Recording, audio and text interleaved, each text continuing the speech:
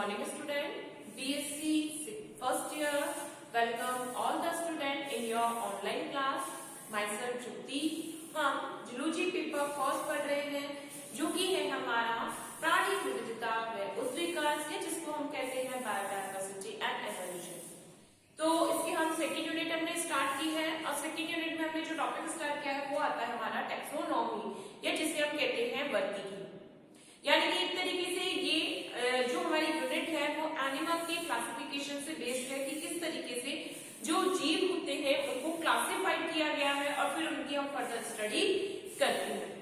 तो जो टेक्सोनॉमी है उसके बारे में हमने देखा कि जो टेक्सोनॉमी होता है इट मींस कि यदि हम किसी अननोन मतलब कि एनिमल को देखते हैं, किसी अननोन हमने प्लांट देखा, एनिमल देखा, तो फर्स्ट ऑफ ऑल हम उसको पहचानते हैं, आइडेंटिफाई करते हैं, यानी कि उसको आइडेंटिफाई करना, फिर उसको नाम देना और फिर उसको क्लासिफाइड करना, यानी कि उसको व्यवस्थित रूप से वर्गीकृत करना ही क्या कहलाता है, टेक्सोनॉमी कहलाता है। देन हमने जो बात करी थी वो आता है स्पीसीज के बारे में कि स्पीसीज क्या होती है, जाति क्या है। तो जाति के लिए अलग अलग वैज्ञानिकों ने अपने अलग अलग अवधारणाएं दी थी। जैसे हम पढ़ते हैं प्रारूपीय विज्ञान या जाति संकल्पना, जो कि एक तरीके से क्या थी, एक विचारधारा पर बेस्ड थी, यानी कि जो हम नॉर्मल कहते हैं कि लोकोक्तियां और कहावतें, ठीक है, आइडियम्स होते हैं, उन पर बेस्ड होती है कि लोगों ने कुछ देखा और उसके अनुसार कह दिया कि एक ग्रुप है या एक ये जाति है। फिर अगर हम बात करते हैं यानी कि जो अलग अलग वैज्ञानिक थे उन्होंने स्पीसीज के अलग अलग कॉन्सेप्ट दिए थे, जैसे कि जेनेटिक कॉन्सेप्ट था या हम कह सकते हैं मॉर्फोलॉजिकल मतलब स्पीसीज कॉन्सेप्ट था जो कि लीनियस ने दिया था। और साथ के साथ इसके अलावा आता है बायो जो एक तरीके से जो जेनेटिक बेसिस ऑफ या जेनेटिक स्पीसीज कॉन्सेप्ट दिया गया था। तो ये अलग अलग कॉन्सेप्ट हैं जो कि हमें किसके बारे में बताते हैं, स्पीसीज के बारे में बताते हैं कि व्हाट इज द स्पीसीज। और इसमें जो बेस्ट या हम कह सकते हैं बेस्ट अडॉप्टेड जो कॉन्सेप्ट माना गया है वो मेयर का माना गया है, जिसको हम बायोलॉजिकल स्पीसीज कॉन्सेप्ट कहते हैं। और ये कॉन्सेप्ट ये कहता है कि जो इंडिविजुअल होते हैं जब वो इंटरप्रेट कर सकते हैं, यानी कि जाति जीवों का वह समूह होता है जहां पर जीव आपस में अंतः प्रजनन कर सकते हैं, अपने सदस्यों के साथ क्या कर सकते हैं, अंतः प्रजनन कर सकते हैं, जबकि अन्य सदस्यों के साथ यदि वो प्रजनन करते हैं तो प्रजनन संपन्न नहीं होता है, उसको हम संकरण कहते हैं। और उससे जो प्रजाति बनती है वो कैसी होती है, स्टरलाइट प्रजाति होती है, यानी कि बंधे प्रजातियां होती है। तो बेस्ट अडॉप्टेड या हम कहते हैं जाति की जो संकल्पना है वो कैसी है, वैज्ञानिक संकल्पना, जैव वैज्ञानिक संकल्पना, जो कि क्या कहती है कि जाति जीवों का वह समूह होता है जो आपस में अंतः प्रजनन कर सकते हैं। तो ये किसने दिया है, मेयर ने दिया है, यानी कि species is the population that can interbreed with the members, यानी कि जहां पर इंटरब्रीडिंग का कॉन्सेप्ट लागू होता है। ठीक है, अब इसी से ही फर्दर हम आगे जब इसी में टैक्सोनॉमी पे बात करते हैं, हमने स्पीसीज की बात कर ली, तो यहाँ आता है स्पीसीज का नोमेनक्लेचर या उनका नामांकन, कि जो अगर कोई स्पीसीज अगर हम देखते हैं तो उसको हम किस टाइप से नेम दे सकते हैं। ठीक है, यानी कि साइंस की लैंग्वेज में हम उसको कैसे नेम दे सकते हैं। जैसे हमारे घर में अगर कोई न्यूबॉर्न बेबी होता है तो हम उसको नाम देते हैं कि उसकी पर्टिकुलर एक आइडेंटिटी बनती है, उसकी एक अपनी पहचान बनती है। तो उसी तरीके से हम क्या करते हैं कि सपोज करो यदि हमें कोई सडन एक एनिमल मिलता है जिसकी हम बॉडी स्ट्रक्चर देखते हैं कि हाँ इसकी बॉडी स्ट्रक्चर इनसे मेल खाती है, तो हम उसको किस टाइप से नेमिंग कर सकते हैं। ठीक है, या हम ये कह सकते हैं कि जो साइंटिस्ट है उन्होंने किस टाइप से जो एनिमल है उनको नेम देना स्टार्टिंग किया था। जैसे अगर हम बात करते हैं लॉयन, लॉयन के लिए अगर हम सब कहते हैं बाघ होता है, शेर होता है, लेकिन उसकी वेराइटीज अलग अलग होती है। कॉमनली ओवरऑल वर्ल्ड में उसको पर्टिकुलर किस नाम से जाना जाता है, वैज्ञानिक रूप में, वो वैज्ञानिक रूप में उनको नाम देना ही क्या कहलाता है, नामांकन या नोमेनक्लेचर कहलाता है, कि ओवरऑल वर्ल्ड में वो एनिमल एक ही नाम से जाना जा सके। तो उस तरह की नामांकन के लिए हम बात करते हैं और उसको क्या कहलाता है, हमारा नामांकन या नोमेनक्लेचर। तो आज हमारा जो टॉपिक है वो क्या है, नामांकन, या इसको हम क्या कहते हैं, नोमेनक्लेचर।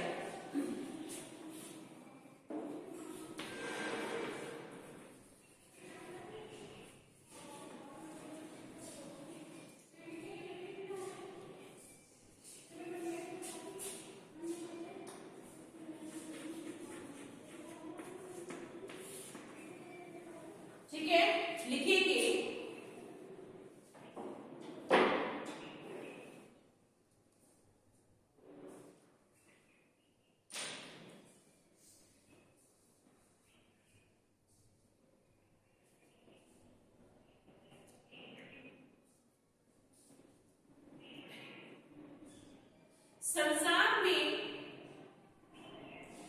संसार में अलग अलग भाषा में जंतुओं के नाम। संसार में अलग अलग भाषा में जंतुओं के नाम अलग अलग मिलते हैं। जंतुओं के नाम अलग अलग मिलते हैं, जैसे जैसे तेंदुए के लिए, जैसे तेंदुए के लिए हिंदी में नाम, जैसे तेंदुए के लिए हिंदी में नाम गुलदरा व बघेरा। तेंदुए के लिए हिंदी में नाम गुलदरा व बघेरा प्रचलित है।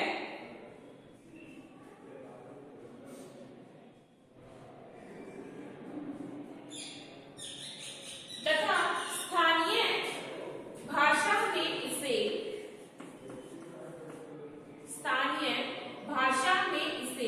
शेर या नाहर कहा जाता है। स्थानीय भाषा में इसे शेर या नाहर भी कहा जाता है।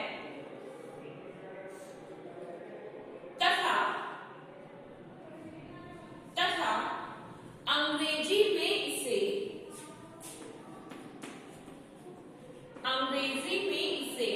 लेपर्ड व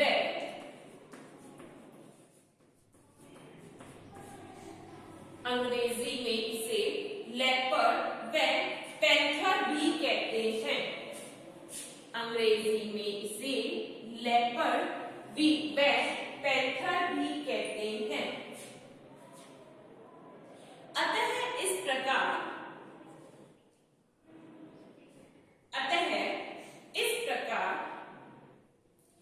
एक जीव के अलग अलग भाषा में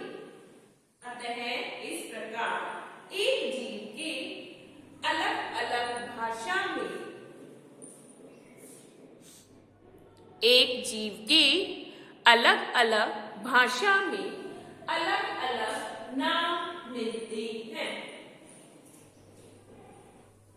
अलग अलग नाम मिलते हैं।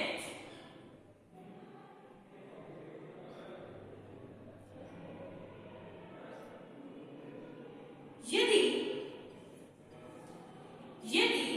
एक विज्ञान का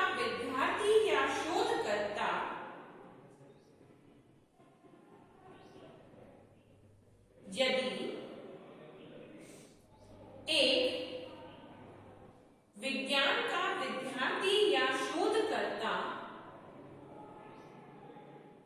यदि इन भाषाओं में छपे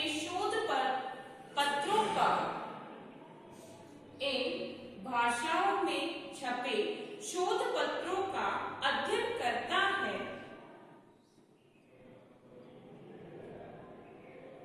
तो उसे यह कैसे ज्ञात हो? तो उसे इन भाषाओं में छपे शोध पत्रों का अध्ययन करता है, तो उसे कैसे ज्ञात हो कि विभिन्न नामों से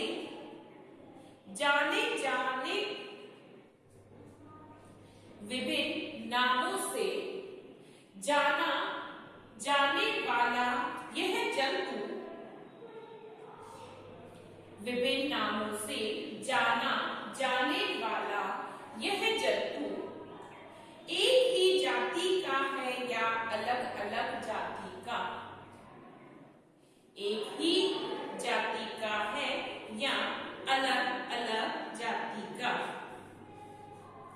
अर्थात स्थानीय भाषा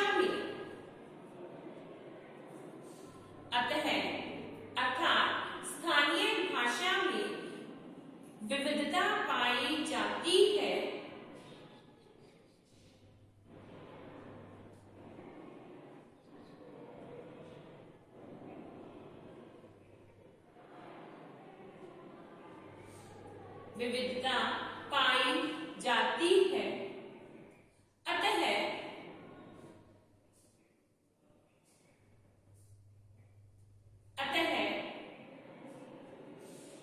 इस समस्या के समाधान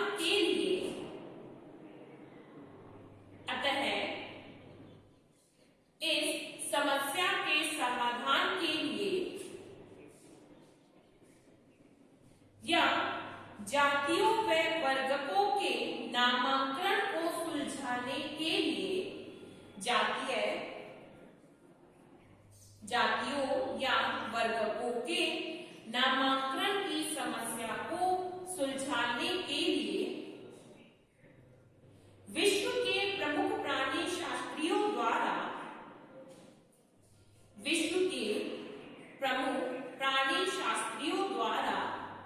एक नामांकन नियमावली तैयार की गई।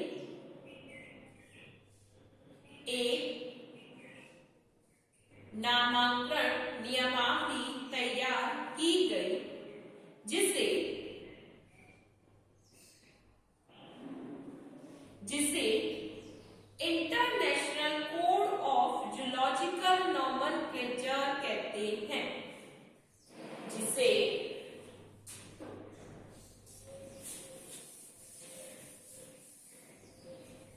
क्या कहते हैं? ICZN।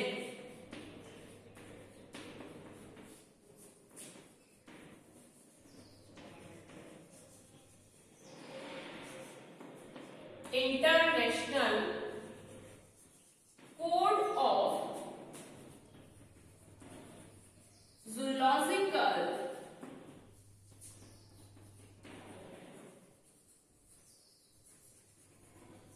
नॉमेनक्लेचर क्या कहते हैं इसे? अंतरराष्ट्रीय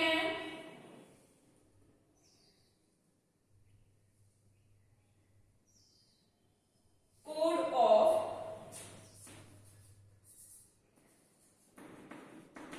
अंतरराष्ट्रीय कोड ऑफ प्राणी वैज्ञानिक नामांकन। International code of zoological nomenclature.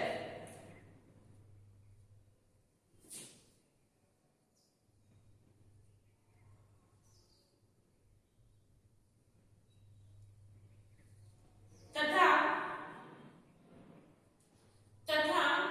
इसके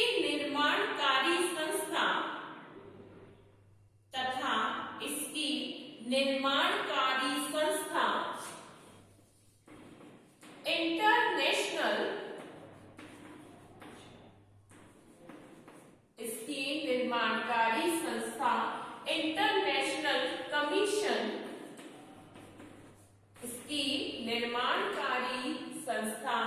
international commission on zoological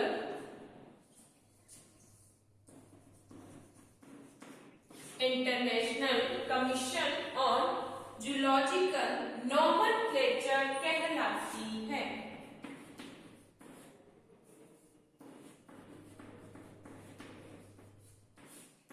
international commission on zoological nomenclature कहलाती है। नॉमेनक्लेचर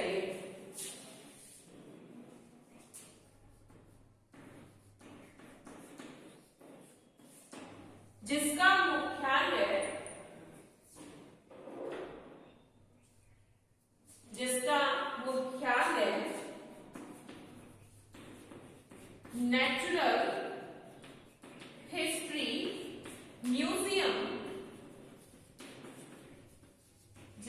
मुख्यालय नेचुरल हिस्ट्री म्यूजियम लंदन में है।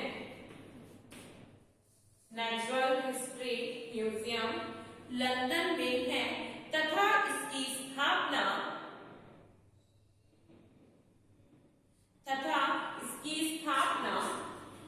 18 सितंबर तथा इसकी स्थापना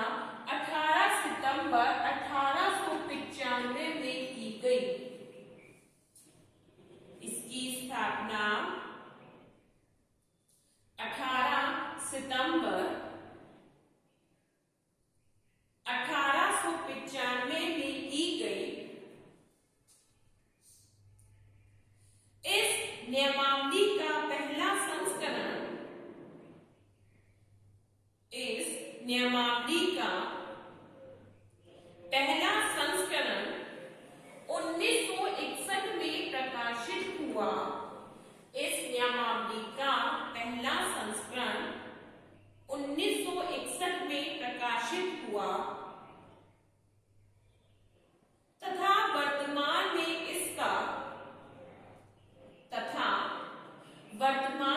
इसका चौथा संस्करण मान्य है। वर्तमान में इसका चौथा संस्करण मान्य है, जिसका प्रारंभ 1 जनवरी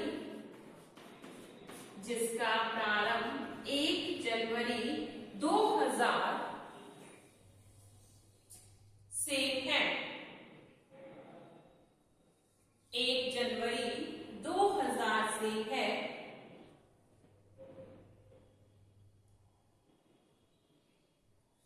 इस नियमावली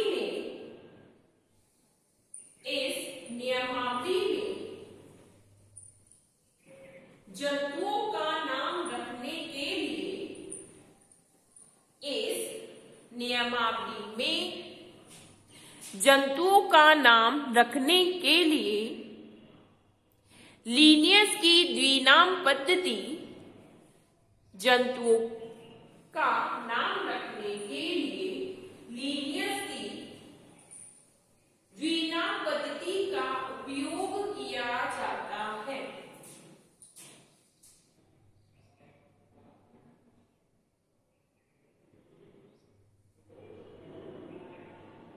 लीनियस की द्विनाम पद्धति का उपयोग किया जाता है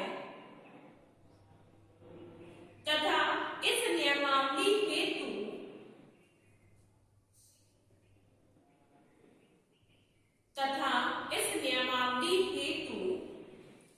लीनियस की पुस्तक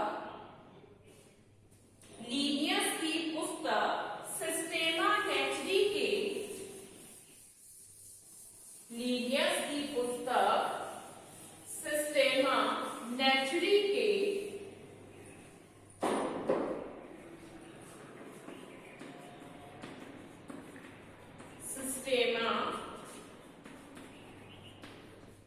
नेचुरी के 10वें संस्करण का उपयोग किया जाता है।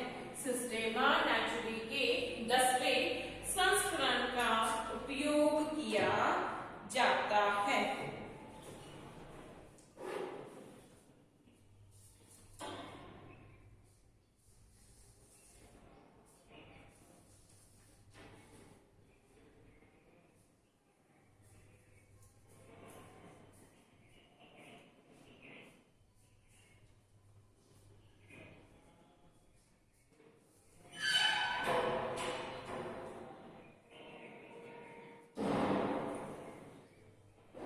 देखो, यहाँ पर हमने जैसे कॉमनली क्या बात की कि जो अलग अलग एनिमल्स होते हैं उनको लोकल लैंग्वेज में जो होता है अलग अलग नाम दिया जाता है। जैसे अगर हम बात करते हैं पिकॉक है, यानी कि जो मोर है, इंग्लिश में उसको पिकॉक कह रहे हैं और हिंदी में हम उससे क्या कह रहे हैं, मोर कह रहे हैं। तो यानी कि देखने पे वो क्या लगता है, सेम लगता है। इंग्लिश और हिंदी में उसके नाम अलग अलग हो गए। साथ के साथ उसको लोकल लैंग्वेज में यानी कि स्थानीय भाषा में भी अलग अलग नाम से जाना जाता है। ठीक है, यानी कि उसको कॉमनली अगर हम बात करते हैं उसको वहां स्थानीय जो लोग होते हैं उसको अलग नाम से भी जानते हैं।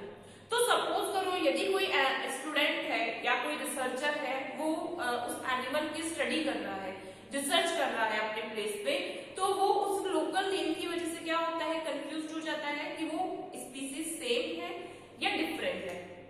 ठीक है, कि अब ये जो सिचुएशन है कॉमनली आई जाती है कि सपोज करो कि हमारे यहाँ वो एनिमल जो है वो अलग नाम से है, इंडिया में पिकॉक है, और अगर हम बात करते हैं फॉरेन में तो लंदन में उस पिकॉक का नाम कुछ और होगा, उसकी वैरायटी कुछ और होगी। लेकिन अगर हम क्या करते हैं, यदि उनका अलग से हम कोई कॉमन नेम नहीं रखते हैं तो हमें उनके बारे में स्टडी करने में डिफिकल्टीज रहती है। तो उस डिफिकल्टी को सुधार समझाने के लिए जीवों का क्या किया गया है, नॉमेनक्लेचर या नामांकरण दिया गया है। तो नामांकरण के लिए जो स्कीम यूज की गई है वो आती है बायनॉमिकल नॉमेनक्लेचर, ट्राइनॉमिनल नॉमेनक्लेचर। बायनॉमिनल नॉमेनक्लेचर जो है वो किसने दिया था, लीनियस ने। सेम इसी तरीके से क्या होता है, ट्राइनॉमिनल नॉमेनक्लेचर होता है। यानी क्या यूज किया गया है, द्विनाम पद्धति और त्रिनाम पद्धति काम में ली जाती है। हम देखेंगे कि अभी द्विनाम और त्रिनाम पद्धति क्या होती है। जैसे अगर हम बात करते हैं, सपोज करो कि हम कह रहे हैं आम, कॉमन नेम हो गया, तो इसमें एक तो नाम क्या आता है, मैंजीफेरा,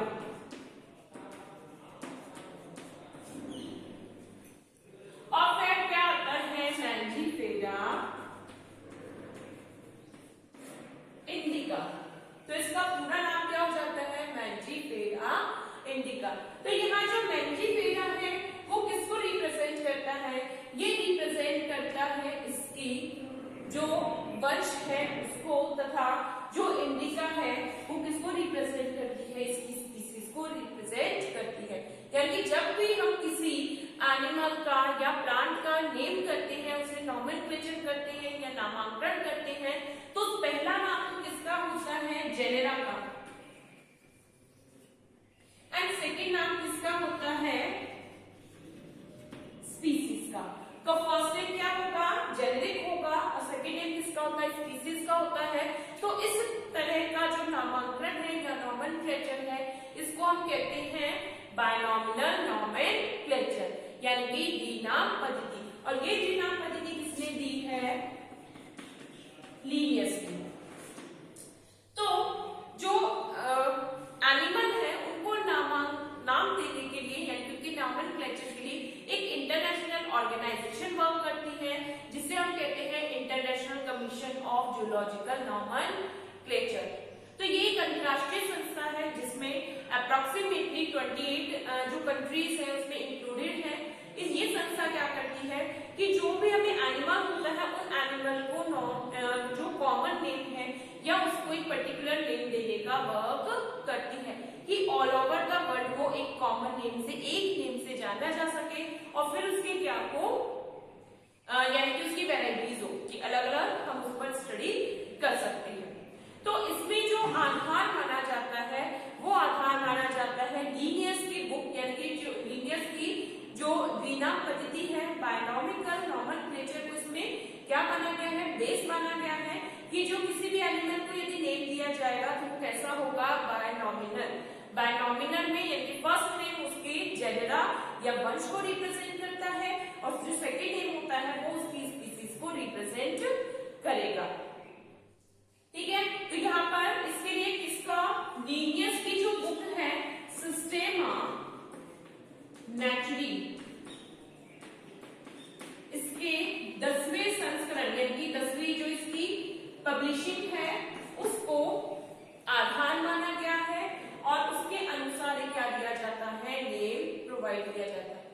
अब इसके साथ साथ बायनॉमिनल नॉमेनक्लेचर के अलावा जो यूज की जाती है वो आती है ट्राइनॉमिनल नॉमेनक्लेचर, कि यदि किसी एनिमल की स्पीसीज के साथ साथ सब स्पीसीज हो तो हम क्या यूज करते हैं, त्रिनाम पद्धति या ट्राइनॉमिनल नॉमेनक्लेचर कहते हैं।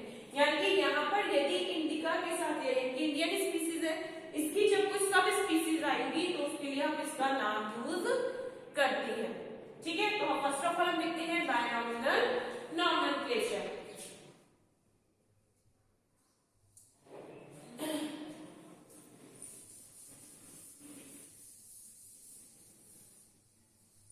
लिखेंगे नॉमेनक्लेचर में, while classifying an animal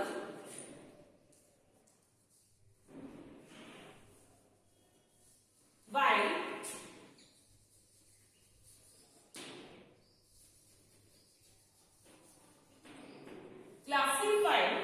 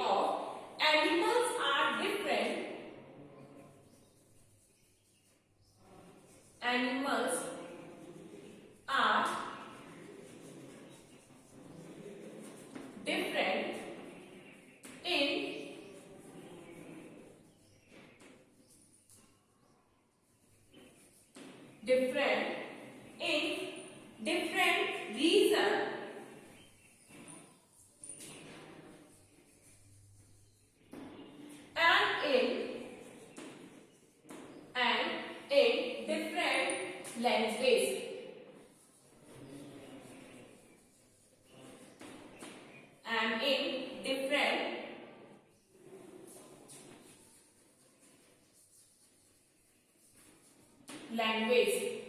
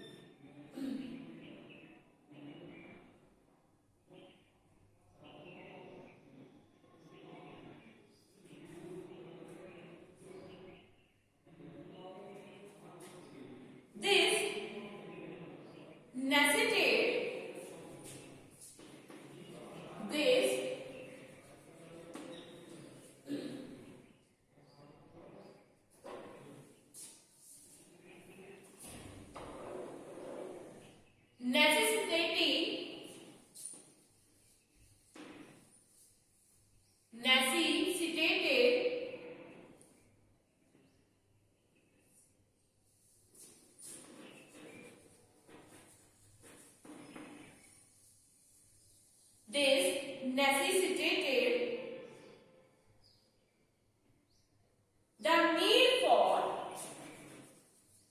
the need for assigning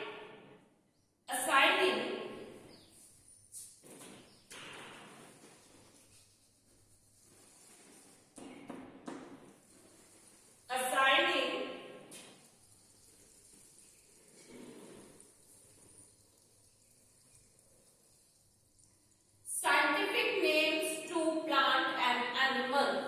Scientific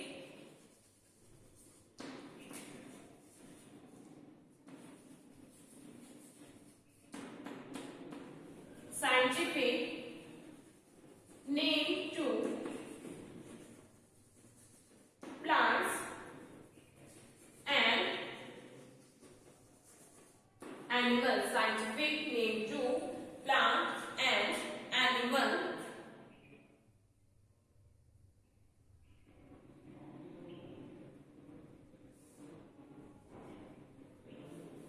So, Linnaeus proposed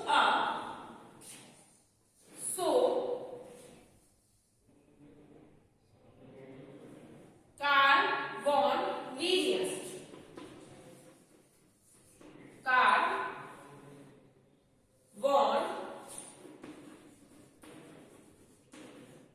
Linnaeus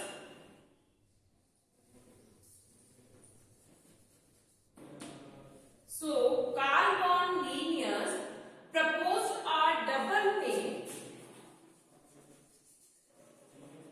proposed a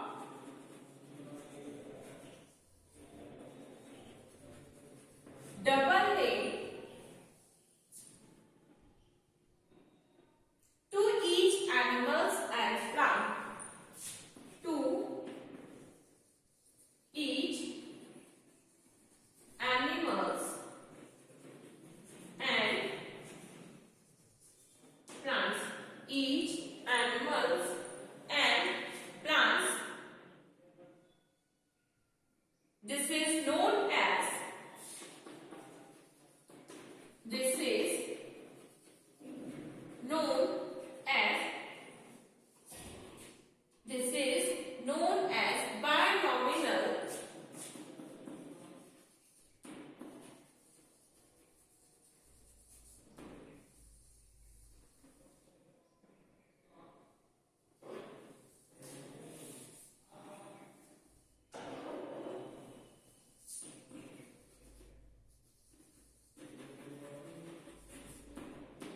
binomial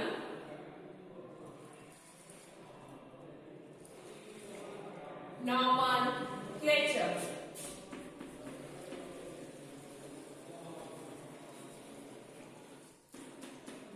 Binomial nomenclature. According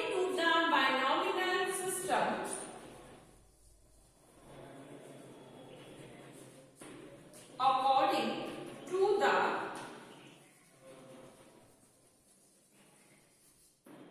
binomial system, according to the binomial system,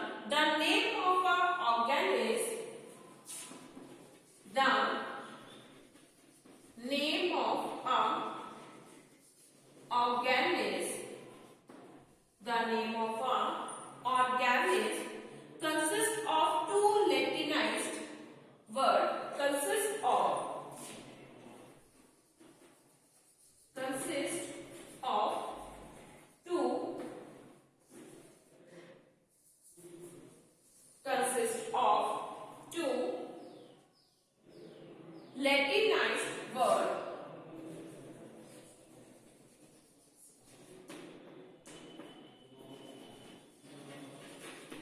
to Latinize words. The first word which began with capital letter, the first word which began with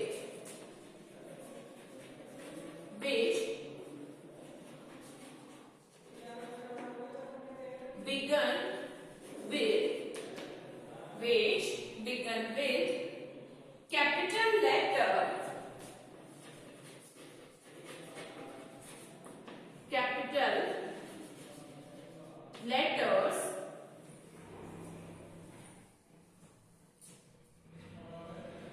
refer to the genus,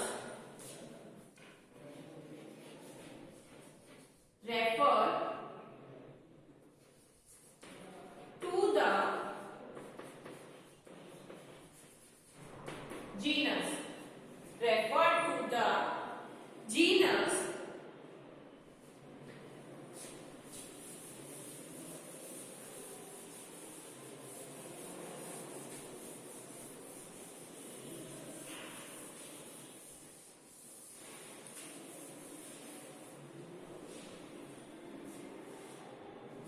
the first word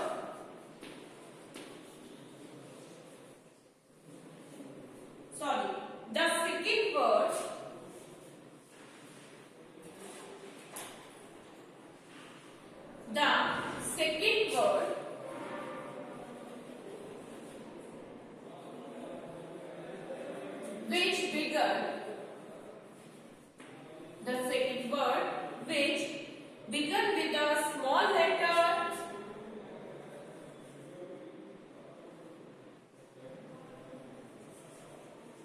began with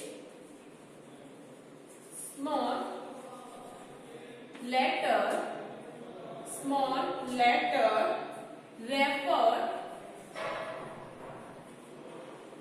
referred to the species, referred to the species, refer to the species.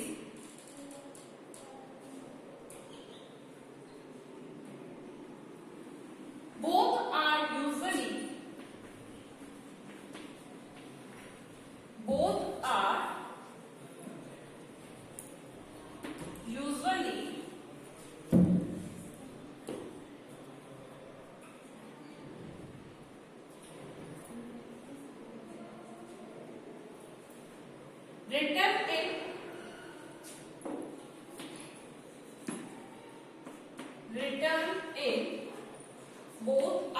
usually written in italics,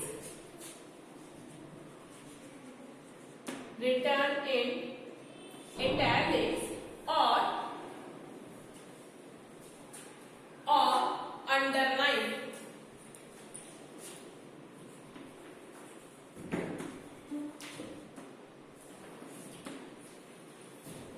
ठीक है, तो ये हमारे जो होते हैं nomenclature के rules भी हैं या नामांकन के रूल्स भी आते हैं, जिसमें क्या होता है कि हमें जो लीनियर्स है उनकी जो बायोलॉजिकल नॉमेनक्लेचर है या जो इनकी बिना पद्धति है उसको यूज किया है।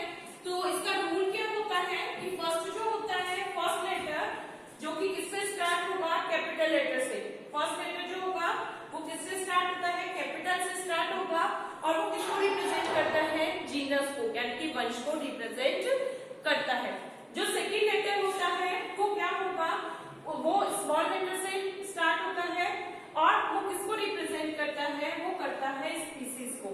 और जब भी हम इसका नेम लिखते हैं तो वो क्या होगा, या तो इटैलिक्स वर्ड्स में होगा या उसको अंडरलाइन किया जाता है। तो ये हमारी आती है बायनॉमिनल नॉमेनक्लेचर। नेक्स्ट क्लास में हम जो international code of zoological nomenclature है उसकी कंप्लीट नियमावली जो है उसकी कंप्लीट जो लॉज है उनको स्टडी करेंगे, साथ के साथ ट्रायनॉमिनल नॉमेनक्लेचर के बारे में स्टडी करेंगे। थैंक यू फ्रेंड्स, आज की क्लास हमारी यही कंप्लीट होती है।